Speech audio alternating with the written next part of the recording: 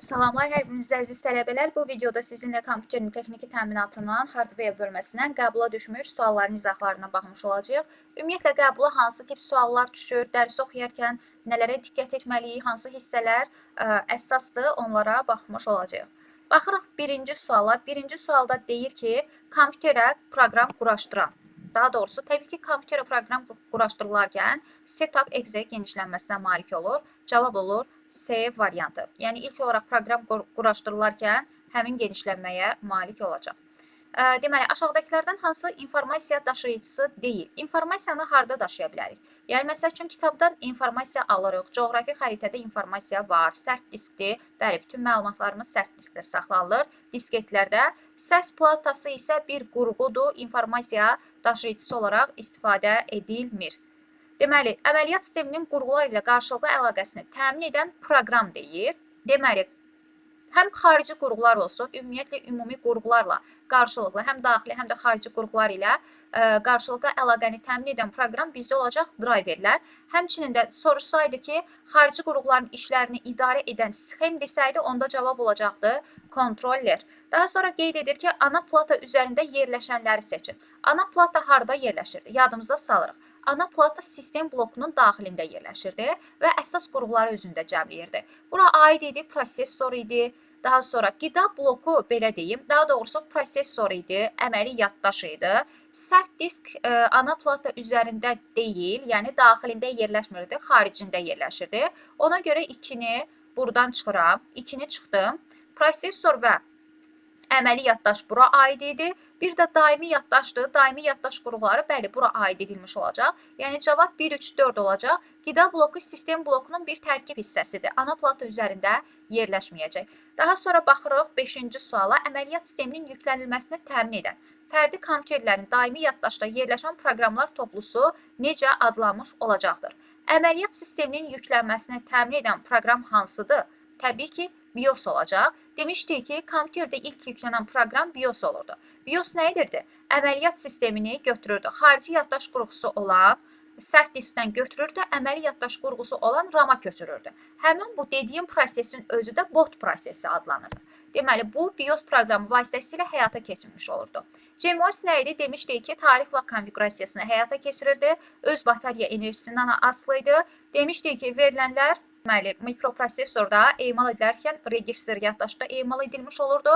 Driverlər bayaqlarda dedik, qurğuların işlərini, xarici qurğuların işlərini, ümumiyyətlə qurğuların işlərini idarə edən proqramlar idi. Prosesorda kompüterin beyni hesab edilirdi. Hesab edilmirdi ilə kompüterdəki hesab məntiq əməliyyatları yerinə yetirirdi kompüterin beynidir.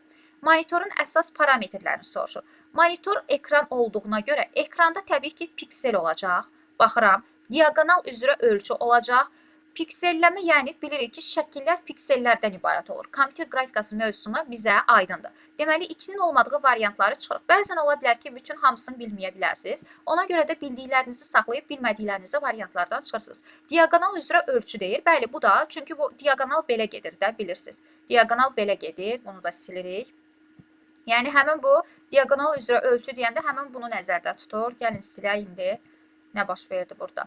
Deməli, bəli, diaqonal üzrə ölçü həmçinin piksel, yəni 2-7 doğrudur. 2-7-nin olmadığı variantları çıxdım. Avtomatik olaraq 2 dənə variantım qalır. Baxıram ki, 2, 7, 8 hər ikisində var.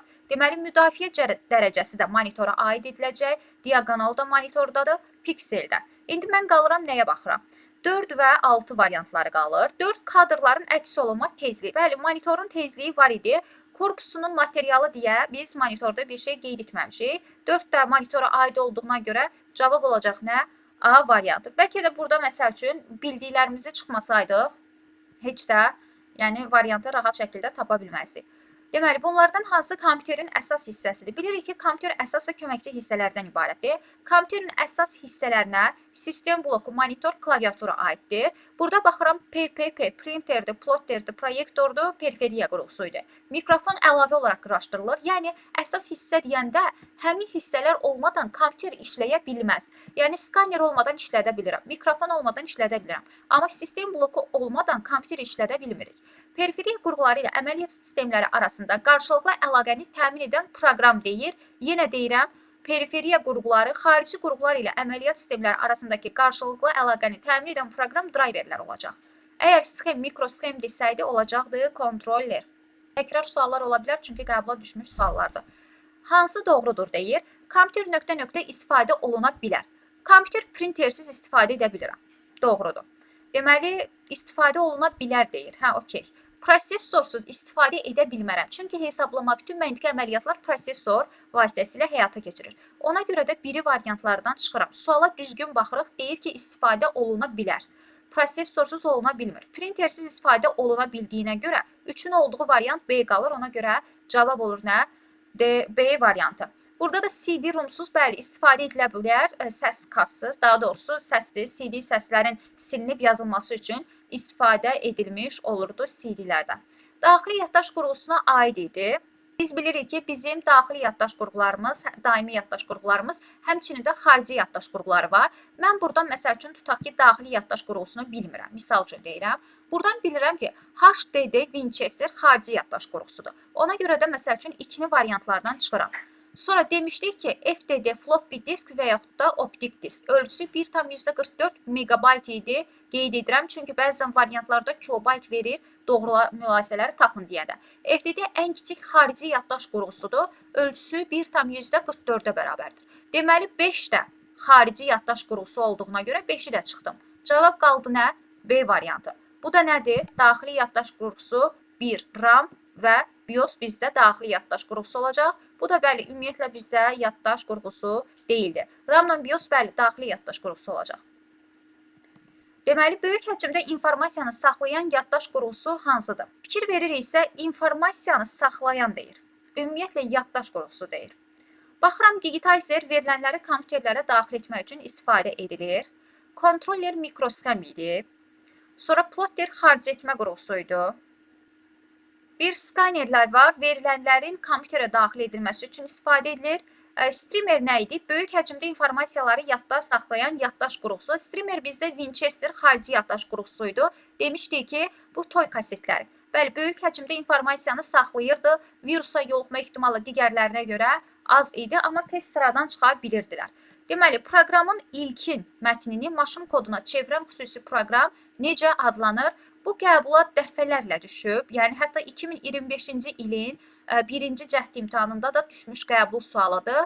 Deməli, proqramın ilkin maşın koduna çevirən qurğu bizdə translyator adlanmış olacaqdır. Deməli, mətni maşın koduna çevirmək üçün translə edir də, yəni keçirir. Belə yadda saxlaya bilərsiniz. Translyator olacaq. Deməli, sonra gəlirik ehimlərlə bağlı sualdır. 13-cü sual. Deyir ki, ikinci nəsil ehimlərin element bazası nədən təşkil edilmişdir? Deməli, birinci nəsil nə idi? Demişdik ki, ən zəif idi. Birinci nəsildə lampalardan istifadə edilirdi. İkinci nəsillərdə yarımkeçiricilər, diodlardan, tranzistorlardan istifadə edilirdi. Mikroprosesor deyə bir şey qeyd etməmişik. Üçüncü nəsil 4 daha böyük olduğuna görə 4-də çox böyük integral sxemlərdir. Üçüncü nəsildə isə böyük integral sxemlərdən istifadə edilə bilərdi. Burada ikinci nəsil düşübsə, bəlkə sabah üçüncü nəsil düşdü. Ona görə də digər variantlarda yadda saxlamaq lazımdır. Deyir, uyğunluğu müəyyən edin. Xarici yaddaş qurğusu, giriş qurğusu, daxili yaddaş qurğusu hansılardır? Qəbula sual düşəndə biri qapalı düşür, biri açıq düşür. Açıq sual düşsə, yəni ən sonuncu sual bu tipli düşür və yaxud da başqa tipdə düşə bilər. Uyğunluğu müəyyən edin. Baxırıq xarici yaddaş qurğusu. Mən burada baxıram. Klaviatura və mouse bizdə giriş qurğulardır. Verilənləri kompüterə daxil etmək üçün klaviaturadan, həmçinin də verilən simvolları. Mouse da bizdə daxil etmə qurğusudur. Deməli, daxili yaddaş qurğusu, daha doğrusu giriş qurğusudur. 2-yə A variantı uyğun gələcək. Buradan qeyd edirəm 2A. 2, bir də 3 var. Deməli, xarici yaddaş qurğuları var, bir də daxili yaddaş qurğuları var. Mən burada xarici yaddaş qurğusu olaraq görürəm ki, daha doğrusu daxili yaddaş qurğusu olaraq görürəm əməli yaddaş və daimi yaddaşı. Yəni 3-ə B variantı uyğun gedəcək. Daha sonra monitor, səs ucaldılan. Bunlar bizdə çıxış qurğularıdır. Çıxış qurğuları olacaq. Printer xaric etmə qurğularıdır. Xaric etmə qurğuları xarici qurğulardır. CD-ROM, DVD-ROM isə qeyd etdiyim kimi CD-ROM, DVD-ROM bizdə nə olacaq? Daxili yaddaş qurğuları, yəni 1-ə Y variantı gedəcək. Fikir verirsə, monitor səs ucaldılan qeyd etdim və printer plotter də bizdə çıxış qurğuları olacaq. Əgər variantda çıxış qurğuları da olsaydı, C və D variantı onlara uyğun gəlmiş olacaq. Deməli, 1Y, 2A, 3-ə isə B variantı uyğun gələcək. 15-ci suala baxırıq. Deyir, düzgün variantları seçin. Qeyd etdiyim kimi, həmin bu ümumi, məsəl üçün, hansı tip düşə bilər fikir veririk. Düzgün variant, prosesor dedik ki, bəli, hesabi məntiqi əməliyyatları yerinə yetirir. 5 doğrudur. Elə bizdən düzgünü soruşur. Yəni, mən 5-in olmadığı variantları çıxıram. Gəldim, çıxdım. Daha sonra baxıram, 2 variant arasında qalıram. 5 doğrudursa 2 də doğrudur. Fikir veririk, 5 ilə 2 doğru variantlar arasında. Sistem işini prosesorla yaddaş və periferiya qurğularını əlaqələndirir. Bu da doğrudur. 2-5 doğru oldu. Əlavə olaraq mən görürəm ki, CMOS deyir ki, bizdə əməli yaddaşın daxilində yerləşir. Çevik diski 1,44 kilobaytdır. Bayaq sizi buna deyirdim. Floppy disk, optik diskin ölçüsü 1,44 megabaytdır. Kilobayt deyil. Bu da səhvdir. Məsəl üçün 3-ü elə çıxmaq olardı variantlardan. Daha sonra deyir ki, yaddaş daxili və xarici olmaqla 2 yerə bölünür. Bəli, daxili yaddaş qurğuları var, xarici yaddaş qurğuları var. Burada daxili yaddaş qurğusuna həm də daimi yaddaş da deyilir. Bir də doğrudur. Cavab olacaq nə? C variantı. CMOS da bizdə ana plata üzərində yerləşir. Bunu da belə qeyd etmiş oluruq. Daha sonra gəlir 16-cı sual. Birinci nəsildə kompüterlərin element bazaları nə idi? Demək, birinci nəsil ən köhnə idi. Köhnə vaxtda, keçmişdə lampalar yandırırlar. Belə yadda saxlaya bilərsiniz. Birinci nəsildə element bazaları elektron lampalar idi. 2-də artıq yarım keçiricilər, diyodlardan istifadə edildi. Sonra isə böyük və çox böyük integral sxemlər. Bu üçüncü, bu da dördüncü nəslə aid idi. Bu da ikinci nəslə. İndi hansını soruşsa, ən köhnə, ən birinci dədə-baba vaxtları lampalar idi. Sonra yarım keçiricilərə keçdilər. Sonra da getdikcə böyüyürlər də. 3-də böyük oldu, 4-də isə çox böyük integral sxemlər bu formada yadda saxlamaq olar. Əməli yaddaşa müraciəti gücləndirmək üçün istifadə edilən yaddaş. Demişdik ki, mikroprosesor əməli yaddaş ilə daimi olaraq əlaqədə olur. Bilirik ki, prosesor güclüdür. Əməli yaddaşın da ona sürətinə, gücünə çatması üçün biz istifadə edirdik, keş yaddaşla istifadə etmiş olurduq. Ki, keş yaddaş da qeyd etmişdik ki, 2 cür olurdu. Birinci, məsəl üçün, tipində bir nömrəli keş yaddaşda sürətli, daha doğrusu yaddaş tutumu yüksək, sürəti az olurdu. Daha doğrusu sürətli, yaddaş tutumu az. İkincidə isə, ikinci növ keş yaddaşda isə əksinə, yaddaş tutumu yüksək, sürəti isə az olmuş olurdu. Bu da yeni, məsəl üçün, növbəti illərdə qəbula düşüb 18-ə baxırıq. 3-cü nəsil kompüterlərdən nə olacaq? Bir dedik, dədə-baba lampalar idi, sonra keçiricilərə keçdilər. 3-də artıq integral sxemlər idi. 4-də isə böyük və çox böyük integral sxemlərdən istifadə edilirdi. Burada fikir veririk, burada artıq dəyişiblər. Böyük, çox böyük 4-də idisə, mikroelektronika elementləri və integral sxemlərdə 3-cü nəslə aid ediləcək. Ona görə 18 olur Y variantı. 19-cu suala baxırıq, deyir ki, video alt sistem nələrdən ibarət idi? Ümumiyyətlə, video alt sistem nədir? Video alt sistemlər kompüterlərə təsvirlərin göndərilməsi, ötürülməsi üçün istifadə edilir. Ki, burada da bir neçə cihazlar istifadə edilə bilər. Çünki alt sistemi olduğuna görə bir neçə cihaz vasitəsilə konfigurasiyanı yerinə yetirmiş olacaq. Deməli, birinci varianta baxırıq, səs kartı, səs ucaldılan və video kart qeyd edib. Burada səs kartı, səs ucaldılan audio sistemi ilə bağlıdır, video ilə əlaqəli deyil. Avtomatik olaraq A variantı çıxır. Daha sonra B variantına baxıram. Monitor, sistem bloku və klaviatura. Bunlar kompüterlərin tərkib hissələridir. Bunu da variantlardan çıxıram. Sonra C variantı video planşet və video driverdir. Qrafiki planşet bilirik ki, bizdə qrafiki planşet və yaxud da digitalizer deyə bilərik ki, daxil etmə qurğusudur. Bu video alt sistemlərin tərkibinə daxil deyil. D variantına baxıram. Deməli, bunlar qeyd edək ki, video alt sistemə daxil olsa da, burada məsəl üçün qeyd edə bilərəm ki, video adapterin özünü qeyd etməmişik də. Tam olaraq əhatə etmir video alt sistemi. Çünki video alt sisteminin əsas tərkib hissəsinə video adapter aid edilir ki, bunlar, yəni demək olar ki, kompüterdə video alt sisteminin əsas tərkib hissəsinə aid edilir. Ki, deyirik ki, monitor təsviri göstərmək üçün istifadə edilir. Yəni, video alt sistemlərinin tərkibinə daxildir. Video adapterlər və yaxud da video kart qeyd edək, video alt sistemin əsasını təşkil edir ki, məlumatı emal edib, monitorun başa düşəcəyi siqnala çevirən qurğu olur. Video driverlər isə əməliyyat sistemləri ilə video kart arasındakı əlaqələri təmin edən proqramlar olacaq ki, driver bilirik ki, proqram idi. Video alt sistemin tərkibinə daxil edilmiş olacaq. Yəni görüntü ilə video ilə bağlı olan hissələr. Belə lore dildə desək. 20-ci suala baxırıq. Hansı 3-cü nəsil kompüterlərin yaranmasına səbəb olmuşdur? Deməli, yadıma salıram. Birinci nəsildə lampalardan istifadə edilirdi. İkinci nəsil təkmilləşib ki, 3 yaranıb da. Böyükdən çox böyük 4-cü nəsildir. Bəli, yarım keçiricilərdən ikinci nəsildən. İntegral sxemlərə keçid 3-cü nəslin yaranmasına səbəb olmuşdur. İntegral sxemlərdən çox böyüklərə keçid demişdik ki, deməli, yox, bu ümumiyyətlə uyğun deyil. Böyük və çox böyük integral sxemlərdən yarım keçiricilərə keçməmişik. Bu deyir ki, 4-dən 2-yə keçmişik. Burada da deyir ki, 3-dən 4-ə keçilib. Amma bizə 3-ə keçid lazımdır. Lampalardan integral sxemlərə də keçid olmayıb birbaşa. Lampalardan yarım keçiricilərdən integrallara keçmişik.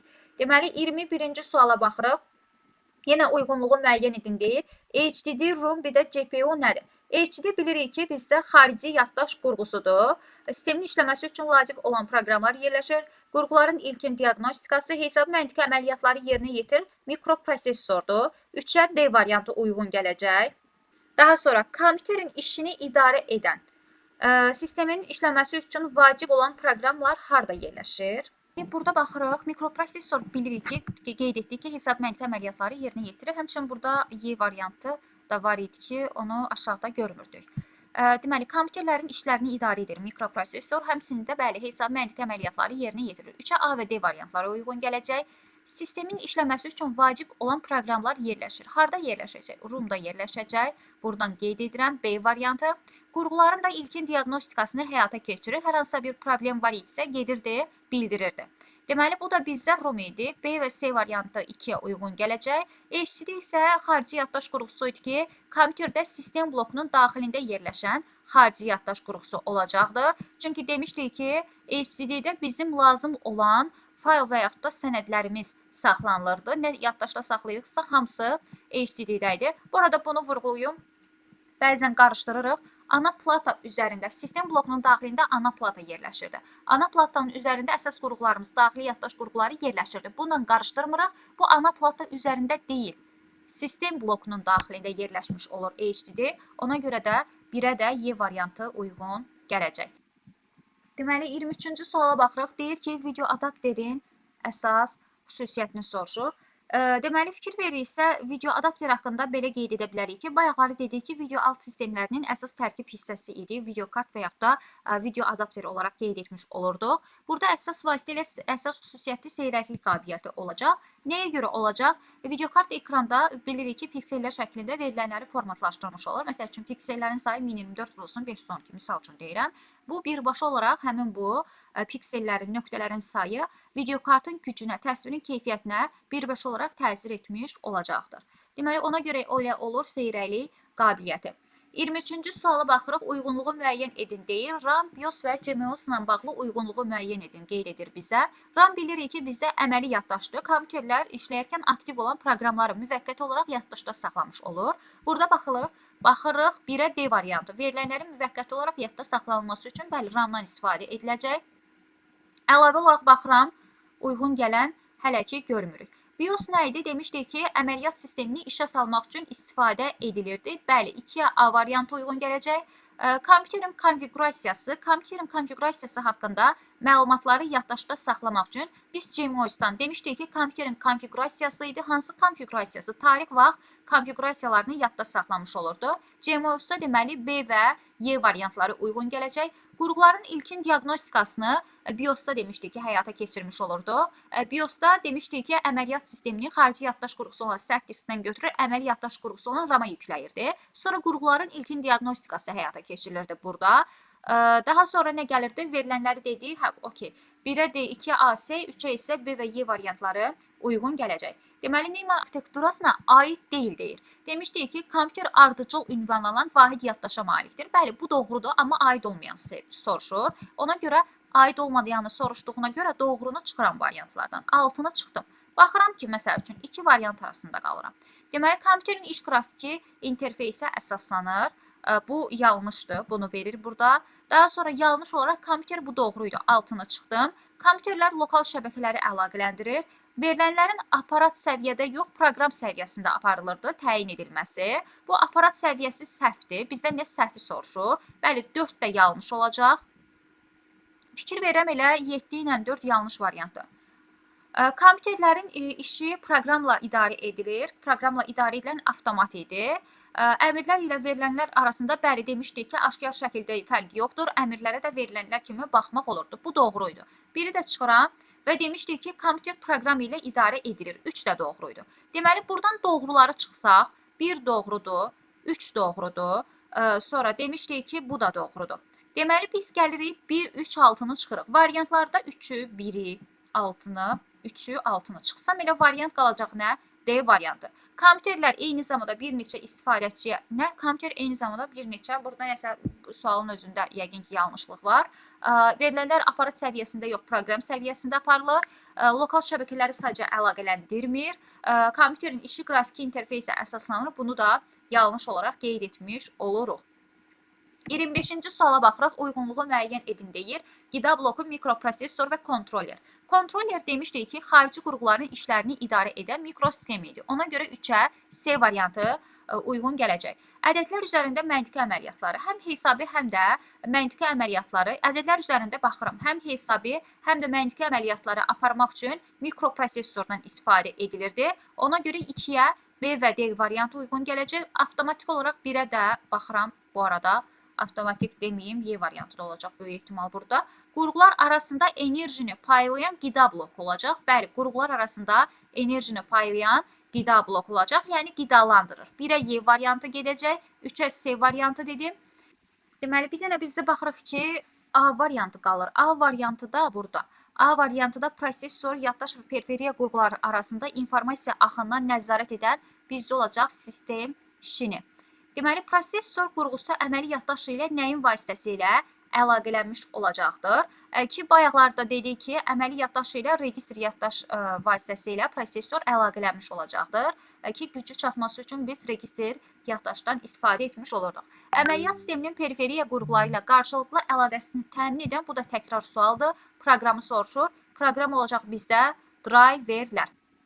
Deməli, 28-ci suala baxırıq. Prosesorun daxili oyuqları necə adlanacaq?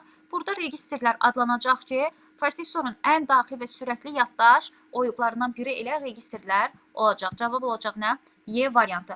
Driverlər nə idi? Driverlər demişdik ki, xarici qurğuların işlərini idarə edən proqramlar olacaq. Həmçində əməliyyat sistemlərinin işlərini idarə edən proqramlardır. Xarici yaddaş qurğularına aiddir deyir bizdə. Əməli yaddaş bizdə xarici yaddaş qurğusu deyil. Və yaxud da bunu bildi, məsəl üçün, əməli yaddaş xarici yaddaş qurğusu deyil. Ona görə 2-ni məsəl üçün yaddaşlardan çıxıram. Variantlardan çıxıram. Sərt disk bilirəm ki, mütləq şəkildə xarici yaddaş qurğusudur. Ona görə cavab qalır nə? D variantı. Streamer demişdik ki, Winchester Streamer bizdə xarici yaddaş qurğusuna aid idi. Keş yaddaş isə anakart üzərində yerləşirdi ki, xarici yaddaş qurğusuna aid edilə bilməz. Deməli, 31-ci suala baxaq. Qeyd edir ki, aşağıdakılardan hansı xarici yaddaşın funksiyası, xarici yaddaş qurğularının funksiyası olacaq? İnformasiyanı emal etmək deyir.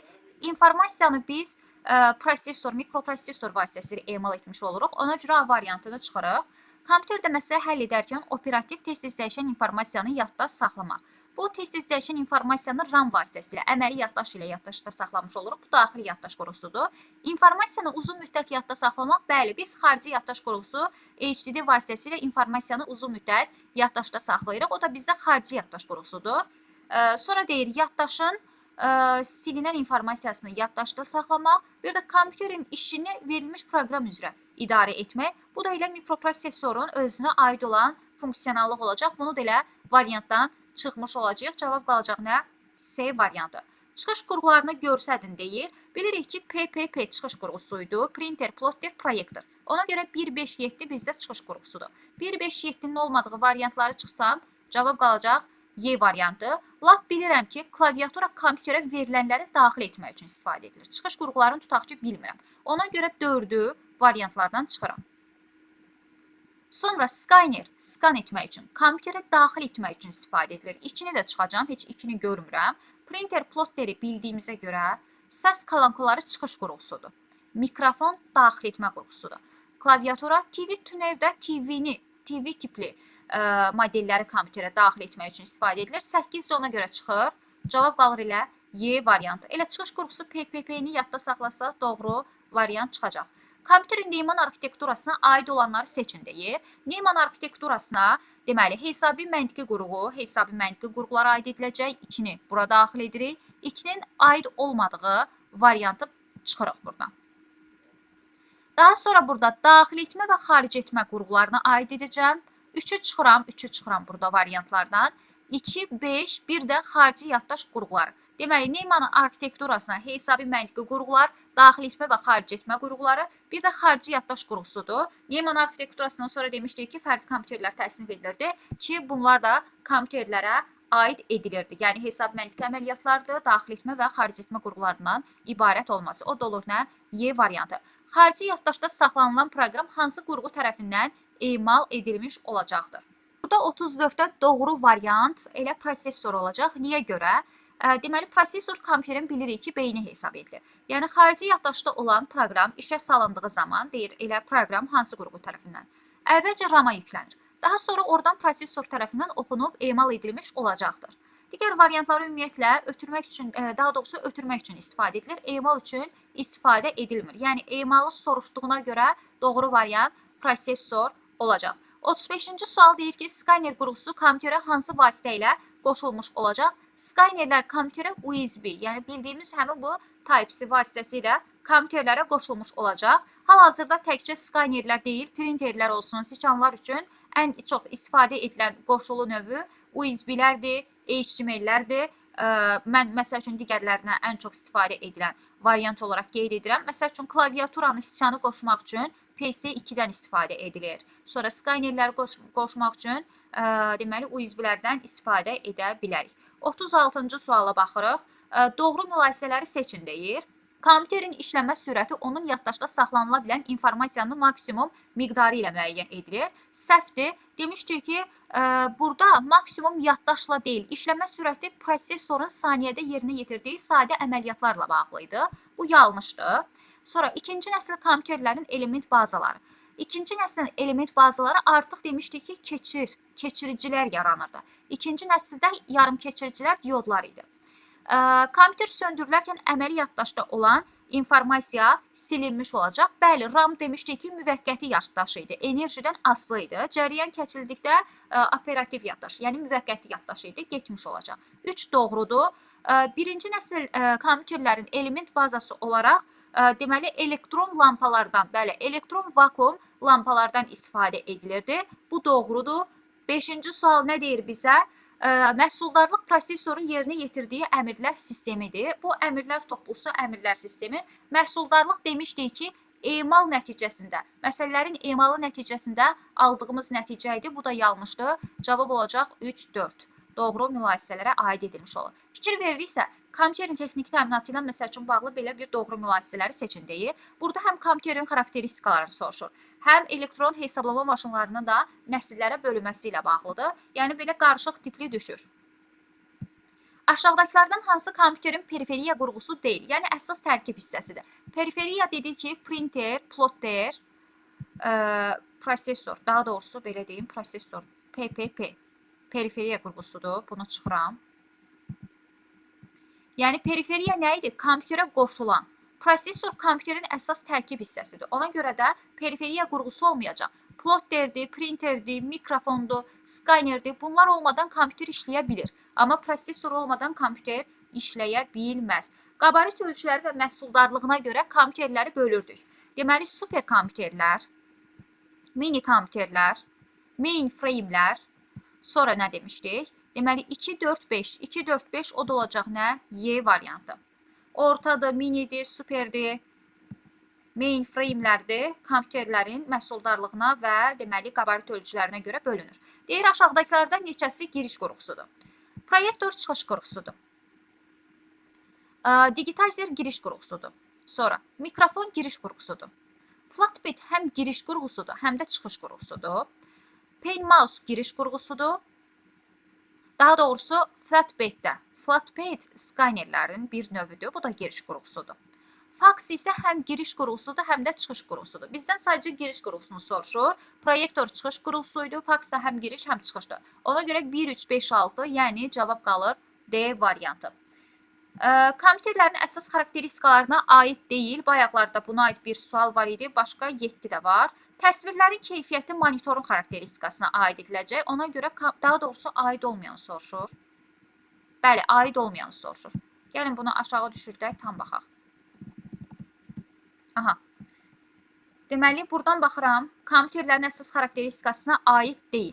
Deməli, kompüterin xarakteristikasına kompüterin yaddaş tutumu aiddir. Hesablama dəqiqliyi aiddir. Yəni, kompüter varsa onun tutumu olmalıdır da. Deməli, 2 aiddir, bizdən aid olmayan soruşur. Ona görə 2-ni çıxıram variantlardan. Sonra baxıram, əmrlər sistemi bəli, aid idi. 3-ü də çıxıram. Cavab qalır nə? A variantı. Kompüterin tutduğu sahə deyil, kompüterin yaddaş tutumu aiddir. Kompüterin xarakteristikasına. Sonra baxıram, əmrlər sistemi bəli, aid idi, aid olmayanı soruşur. İstehsal edən kompaniyanın heç bizə əsas xarakteristikası deyil. Bu, niyə xarakteristikasını dəyişdirsin ki, hansı şirkətin istehsal etməsinə heç bir aidiyyatı yoxdur.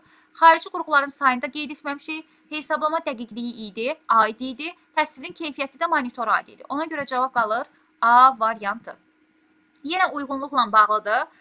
Qeyd edir ki, yaddaş qurğuları, yaddaş mikrosxemi daxil etmə, bir də portlar hansılardır? Mən burada port olaraq elə görürəm, PC2, bir də USB portu var. Deməli, 3-ə S və Y variantları gedəcək. 3-ə S və Y-nin getmədiyi variantları çıxsam, elə fikir verirəmsə, doğru cavabım qalacaq. Doğru cavab olur nə? Y variantı. Mən indi digərlərini yoxlasam, daxil etmə qurğusu mən Skyneri görürəm. Bəli, 2-yə B variantı gedəcək. Bir də var 1. Bir də nə deyir? Yaddaş mikrosxemidir. CMUS-dur. Bir də nədir? Və D, RAM-dır. Bizdə yaddaş qurğuları, belə deyim, yaddaş mikrosxemi, məsəl üçün 1-ə tək D variantının getdiyini nəzərə alsaq, elə ya 1-ə B getməlidir, daha doğrusu B və D variantı getməlidir. Xeyr. Yəni 2-yə mütləq şəkildə daxil etmə qurğusu 2-yə təkcə B variantı gedəcək. 2-yə də tək B-nin getdiyi ilə bu variant olur. Ona görə də 41 qalır D variantı. 42-yə baxırıq, düzgün olmayan mülahisələri seçin deyir. Plotter xaric etmə qurğusudur, bəli, PPP. Sonra klaviatura daxil etmə qurğusudur, bəli, doğrudur. Kompüteri söndürdükdə əməli yaddaşda informasiya saxlanılır. Kompakt disk kompüteri xarici yaddaş qurğusudur. Modem analoq siqnalları rəqəmsalı. Rəqəmsalı da analoqa çevirən qurğudur. Bu düzdür. Modem demişdik ki, çevirici qurğudur. Kompakt disk kompüterin xarici yaddaş qurğusudur deyir. Bəli, disklər bizdə xarici yaddaş qurğularına aid edilirdi. Bunu qeyd etmişdik. Bu da doğru mülahisələrə aid ediləcək. B variantını da buradan çıxırıq. İndi fikir versək, bizdə qalır yanlış variant olaraq Y variantı. Niyə görə Y variantı qalacaq? Kompüter söndükdə əməli yaddaşda olan informasiya saxlanılır qeyd edir. Əməli yaddaş demişdik ki, enerjidən asılı idi. Sönən kimi daxilindəki olan bütün məlumatlar silinmiş olacaq. Ona görə cavab olur nə? Y variantı. Aşağıdakılardan hansı xarici yaddaş qurğusudur? RAM-ROM daxili yaddaş qurğusudur. Mikroprosesorda çıxıram. Xarici yaddaş qurğusu bəli HDD, sərt disk olacaq. CMOS-daki bilirik ki, ana plata üzərində yerləşən daxili yaddaş qurğularına aid edilir. Neyman arkitekturalı hər bir kompüter hansı hissələrdən ibarət olur? Mərkəzi və periferik hissələrdən ibarət olacaq. Deməli, indi baxırıq 45-ci suala. 45-ci sualda fərdi kompüterlər hansı nəsil kompüterlərin nümayəndələridir? Biz dedik ki, fərdi kompüterlərdən artıq 4-cü nəsillərdən fərdi kompüterlərdən istifadə edilməyə başlayacaq. Daha sonra baxırıq 46-cı suala. 46-cı suala bunu aşağı keçirdək, tam ekranda görək. Artıq az qalmalıdır sual. Deməli, 46-ya baxırıq, BIOS vasitəsilə deyir. BIOS-un açıqlaması nə idi? Basic Input Output sistemi idi. İndi baxıram, doğru fikir hansı olacaq? Kompüter resurslarını idarə edir, tətbiqi proqramların işini, onların xarici qurğular və digər proqramlar ilə qarşılıqlı əlaqəsini təmin etmiş olacaq. Elə doğru variant A variantı olacaq. Demişdik ki, əməliyyat sistemini yükləyirdi. Həmin bu qurğulardır, proqramlar arasında interfeysi təmin etmiş olurdu. Verilənlərin tarix, vaxt, parol CMOS-da həyata keçirirdi. Uzun müddət yadda saxlayaraq resursları diaqnostikanı təmin edir. Kompüterdə müxtəlif qurğular ilə bilavasitə idarə etmiş olur. Testləmə, sazlama, ümumiyyətlə bütün resursları, tətbiqi proqramların işlərini həyata keçirtmiş olurdu. İnformasiyanı xaric etmə qurğusudur deyir. Mən bilirəm ki, joystickdir, mouse'un bir növüdür. Sonra web kamera giriş qurğusudur, Skyner daxil etmə qurğusudur, sonra TV tuner daxil etmə qurğusudur, PPP. Bu da bizdə periferiya xaric etmə qurğularına aid edilmiş olacaq. Kompüterləri hansı əlamətlərinə görə nəsillərə bölürdük? Kompüterləri element bazalarına görə nəsillərə bölmüş olurduq. 2024-cü ilin 2-ci cəhdində düşmüş qəbul suallarıdır. Həmin bu 47, 48, 49. Yəni bir ildə texniki təminatla bağlı 3 dənə qəbul sualı düşür. Ona görə də məncə bu sualı görməzdən gəlməyə bilərik. Daha doğrusu görməzdən gəlmirik. Aşağıdakı mülahisələrdən hansı yanlışdır deyir. Burada fikir verirəmsə, mikrofon çıxış qurğusudur görürəm. Mikrofon nə idi bizdə? Mikrofon bizdə daxil etmə qurğusudur. Elə yanlışı soruşur. Ona görə yanlışlar arasında altını götürəcəm. Digər variantlara çıxıram. Fikir veririk, 2 dənə variant arasında qalırıq. Deməli 4 də yanlışdır. Yəni digitalizerdir qeyd edir. İnformasiyanı böyük format kağız və yaxud da digər daşıyıcıya. Yox, qrafiki planşet demişdik ki, kompüterə daxil etmək üçün verilənləri istifadə edilirdi. Bəli, 4-dən 6 yanlışdır bizdə. Baxıram sonra 7. 7-ni onsuz da doğru olaraq götürmüşük. Kompüterin işə salması sürəti prosesorun 1 saniyədə bəli yerinə yetirdiyi sadə əməliyyatların sayı ilə müəyyən edilirdi. Flash kart daimi yaddaş qurğusu olaraq xüsusi kontroller və interfeysdən ibarətdir. Flash kart bizdə verilənləri bəli orada daimi olaraq yaddaşda saxlamış oluruq. Bu doğru variantdır. Kompüter söndürdükdə əməli yaddaşın məzmunu növbəti seansda aktivləşdirilmək üçün müvəqqəti olaraq temporary files qovluğunda saxlanılır. Bu yanlışdır. Niyə görə yanlışdır? Mən kompüteri söndürdükdə oradakı olanlar gedir, orada shutdown env'yə edirəm. Ümumiyyətlə hər şey gedir. Burada da deyir ki, həmin bu işlədiyi müvəqqəti olaraq orada saxlanılır. Xeyr, orada saxlanılmayacaq. Flash kartdan silinən fayllar Reclabin zibil qutusuna düşür. Bu da yanlışdır. Niyə görə? Çünki flash kartdan silinən kompüterin daxilində deyil. Əlavə bir qurğu olduğuna görə kompüterin özü ilə bağlı, yaddaş tutumu ilə bağlı olmadığına görə siləndə gedib kompüterin yaddaşına düşmür. 2 də yanlış olacaq. Elə 2, 3, 4, 5 Y variantı yanlışlar olacaq. DVD-ROM deyir ki, o cümlədən audio, video və digər faylları DVD diskə yazıb oxutmaq üçün istifadə edilir. Məsəl üçün bu doğrudur. Ona görə biri çıxacaq. Bunu bilən bilərsə və yaxud da belə çox çətinə bilmədikləriniz bu arada ola bilər. Ona görə də bildiklərinizi tam olaraq fokuslanıb variantlar arasında çıxanda doğru cavab çıxır. Və yaxud da məsəl üçün bu dərsi oxuyanlar bilir ki, mikrofon giriş qurğusudur, çıxış qurğusu deyil. Bizdən elə yanlışı soruşur. Deməli 6-nı götürəcəmsə, 6-nın olmadığı variantları çıxanda 2 variant arasında qalıb artıq uyğunluqla tapmaq olacaq. Bu belə. Daha sonra baxıram 50-ci suala. Doğru olan artıq 2025-ci ildə qəbula düşmüş sualdır bu, 50-dən bu tərəfə. Baxıram ki, demək olar ki, ortalama olaraq 2024-də 3 sual düşmüşdü ikinci cəhdə. 2025-ci ildə demək olar ki, hər iki cəhdə 2 sual düşüb. Texniki təminatdan demək olar ki, minimal olaraq 2, maksimum olaraq isə 3 sual düşür. Yəni bu sualları görməzdən gəlməyə bilmərik. Gələ bilmərik, belə deyim. Ona görə də diqqətlə baxmalıyıq. Deməli 50-ci sual. 50-ci sual deyir ki, doğru olan mülahisələri, doğru olmayan mülahisələri müəyyən edin deyir bizdə. Mən indi fikir verirəm ki, 50-ci sualda meqabot yaddaş tutumun ölçü vahididir deyir bizdə. Yaddaş vahidləri bilirik ki, bit, byte, kilobayt, megabaytdır. Bu bizdə bilirik ki, informasiyanın ötürmə sürətidir. Yaddaş tutumunun ölçü vahidi deyil. Bizdən də doğru olmayan soruşur. Deməli bir doğru deyil. Sonra streamer verilənləri maqnit lenti üzərində saxlayan yaddaş qurğusudur. Bu doğrudur. Streamer demişdik ki, böyük şəkildə olan məlumatları yadda saxlamaq üçün istifadə edilirdi. Ona görə də ikili variantlardan çıxıram. Bir demişdim, doğru, yanlış idi. Yəni bizdən də yanlışı soruşur. Skanerlər qeyd edir ki, periferiya qurğularını idarə edən qurğulardır. Skanerlər təsviri kompüterə daxil etmək üçün istifadə edilir. Periferiya qurğularını idarə edən kontrollerdir. Skaner deyil. Bu yanlışdır. Bizdən də yanlışı soruşur. 1, 3, daha doğrusu, bəli, 1, 3, 2 doğruydu. Mən 1, 3'ü seçdimsə elə cavab olacaq D variantı. Plotter bizdə, bəli, PPP giriş yox, çıxış qurğusudur. Bizdən də yanlışı soruşurdu. Deməli, 1, 3, 7 yanlış olacaq. CMOS nədir? Kompüter haqqında verilənləri uzun müddət saxlanması üçün nəzərdə tutulmuşdu. Əslində belə deyim, CMOS bizdə verilənlərin uzun müddət saxlanılması üçün deyil. Bircə dəqiqə bura baxaq. Verilənlərin uzun müddət yaddaşda saxlanması üçün GMOS-dan deyil, tarix və konfiqurasiyalarının saxlanması üçün GMOS-dan istifadə edilir. Bizdən yanlışı soruşur. Baxaq görək burada, hələ ki, bəlkə də variantlarda uyğunsuzluq var. Deməli, Skyner dedi ki, deyil, periferiya qurğusu, bu kontroller idi. Sonra megabot yaddaş tutumu deyildi, sürətin vahidi idi, 134. Aha, şim prosesoru ilə yaddaş və kontroller arasında verilənlərin idarəetmə siqnallarının ötürmələrini təşkil etmiş olurdu. Bu doğrudur. Kontroller idarə qurğusu olub, giriş və çıxış qurğularını mərkəzi prosesorla əlaqələndirmiş olur. Bu da doğrudur. Bizdən yanlışı soruşur. Plotter deyir ki, plotter giriş qurğusudur. PPP çıxış qurğusuydu. Bu da yanlışdır.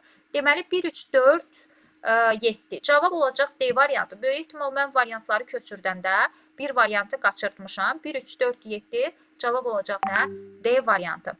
51-ci suala baxırıq. 51-ci sualda kompüterlər təsnifatına görə uyğunluğu müəyyən edin deyir.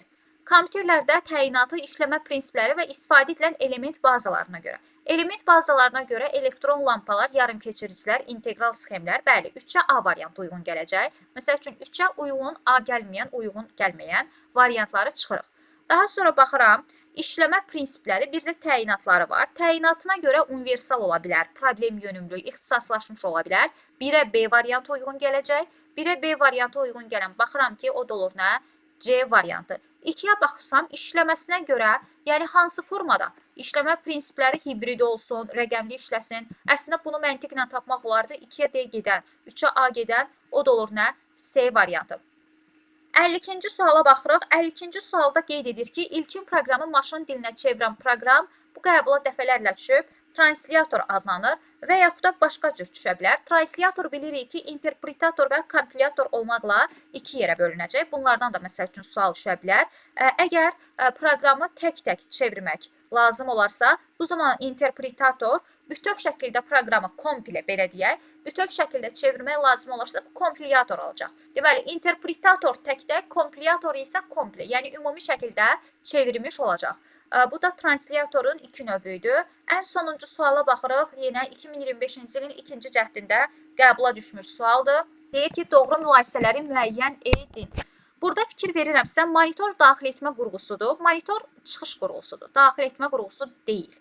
Sonra qrafik planşet, bəli, digitayzer daxil etmə qurğusudur. Verilənləri kompüterə daxil etmək üçün istifadə edilir. TV tuner, Palm, SECAM, NTFS formatlı televiziya verilişlərini qəbul edərkən monitorda göstərilməsini təmin edən qurğudur. Bunlar belə deyim, bəli, monitorda göstərilməsini təmin edən qurğu olacaq. Həmçinin də TV tuner demişdik ki, daxil etməkdir. Bu TV tipli verilişləri kompüterə daxil etmək üçün istifadə edilirdi. Klaviatura daxil etmə qurğusudur. Bunu görən kimi bura baxırıq.